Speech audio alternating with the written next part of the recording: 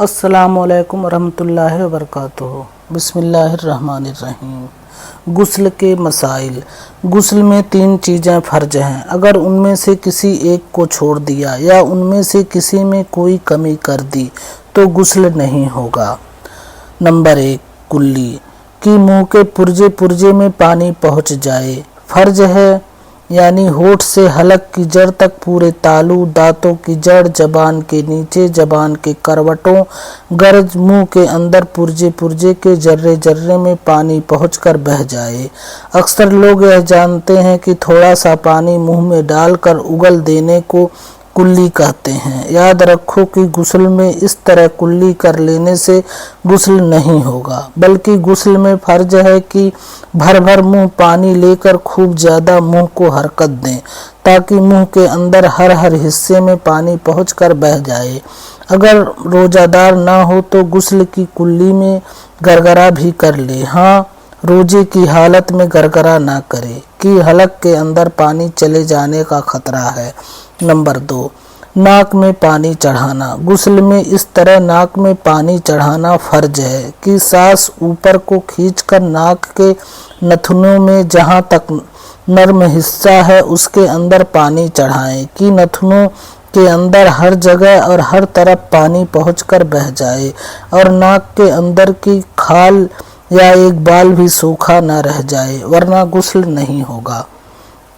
Number 3, तमाम बदन पर पानी बहाना यानी सर के बालों से पाँव के तलों तक बदन के आगे पीछे, दाएं बाएं, ऊपर नीचे, हर हर जर्रे, हर हर रोकटे और हर एक बाल के पूरे पूरे हिस्से पर पानी बहाना गुस्ल में फ़र्ज है।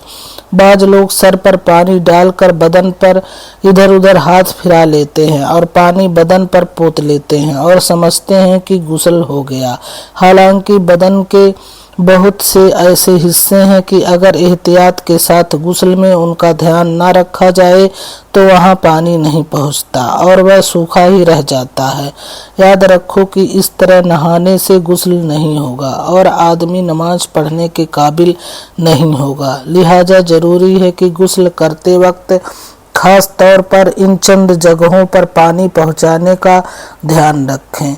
सर और दाढ़ी, मूंछ, भौं के एक एक बाल और बदन के हर हर रोकटे को जड़ से नोक तक धुल जाने का ख्याल रखें। इसी तरह कान का जो हिस्सा नजर आता है उसकी घरारियों और सुराख, इसी तरह ठोड़ी और गले के जोड़, पेट की बलटें, बगलें, नाफ के गार, रान और पेड़ू का जोड़, जंगासा, दोनों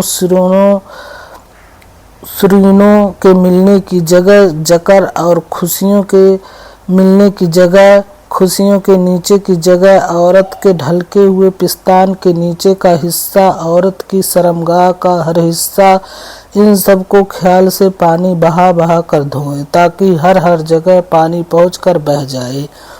गुस्ल का तरीका। गुस्ल करने का तरीका यह है कि नियत यानी दिल में नहाने का इरादा करके पहले गट्टों तक दोनों हाथों को 3 मरतबा धोएं, फिर इस्तंजा की जगह को धोएं चाहे नजासत लगी हो या ना हो। फिर बदन पर अगर कहीं नजासत लगी हो तो उसको भी धोएं। उसके बाद वजू करें और कुल्ली करने और नाक में पानी चढ़ाने में खूब मुबालका करें। फिर हाथ में पानी ले लेकर सारे बदन पर हाथ फिरा फिरा कर बदन को मलें, खास तौर से जाड़ों में, ताकि कहीं बदन का कोई हिस्सा पानी बहने से न रह जाए। फिर दाहिने कंधे पर 3 बार पानी बहाएं, फिर 3 बार बाएं कंधे पर पानी बहाएं, फिर सर पर और पूरे बदन पर 3 मरतबा पानी बहाएं और तमाम बदन के हर हर हिस्से को खूब मल मल कर धोएं और अच्छी तरह ध्यान रखें कि कहीं जर्रा बराबर बदन की खाल या कोई रोकटा और बाल पानी बहने से न रह जाए। जरूरी तंबीह। बहुत लोग ऐसा करते हैं कि नजिस तहबंद बांध कर गुस्ल करते हैं और यह ख्याल करते हैं कि नहाने में नापाक तहबंद और बदन सब पाक हो जाएगा। हालांकि ऐसा नहीं, बल्कि पानी डालकर तहबंद और बदन पर हाथ फिराने से तहबंद की नजासत और ज़्यादा फैलती है और सारे बदन बल्कि नहाने के बर्तन तक को नजिस कर देती है।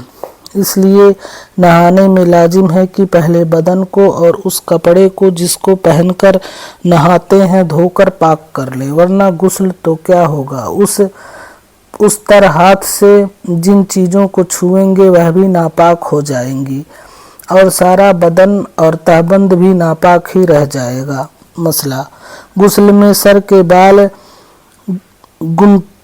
گندھے ہوئے نہ ہوں، ہر بال پر جڑ سے نوک تک پانی بہانا ضروری ہے، اور گندھے ہوئے ہوں تو مرد پر فرض ہے کہ ان کو کھول کر جڑ سے نوک تک ہر بال پر پانی بہائیں، اور عورت پر صرف بال کی جڑوں کو ترک کر لینا ضروری ہے، گندھے ہوئے بال کو کھولنا ضروری نہیں۔ ہاں، اگر چوٹی اتنی سخت گتھی ہوئی ہو کہ وہ بے کھولے جڑیں تر نہ ہوں گی تو چوٹی کو کھولنا ضروری ہے۔ مسئلہ: غسل میں کانوں کی بالیوں اور ناک کی کیل کے سوراخوں میں بالیوں اور کیل کو پھرا کر پانی پہنچانا ضروری ہے۔